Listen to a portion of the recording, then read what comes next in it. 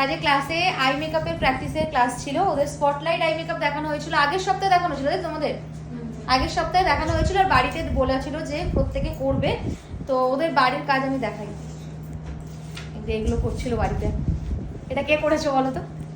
এইটা, তারপরে এইটা স্পটলাইট, ওদের একদম স্পটলাইট হচ্ছিল না, তাই আজকের ক্লাসটা অন্য কিছু ছিল, আমি ওটা ক্যান্সেল করে ওদের আজকে স্পটলাইটের ক্লাস রেখেছি। এগুলো ওদের একেবারেই প্র্যাকটিস হচ্ছিল না, তো আজকে ওরা এখানে ক্লাসে প্রত্যেকে এগুলো প্র্যাকটিস করেছে, মানে একজন বেরিয়ে গেছে, বাকি এটা 17 জনের প্র্যাকটিস। একটু দেখাও কাজগুলো।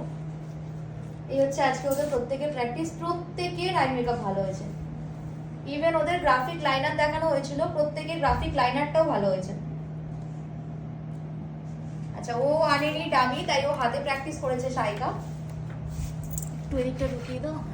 তো এই হচ্ছে ওদের প্রত্যেকের স্পটলাইটের প্র্যাকটিস আজকে।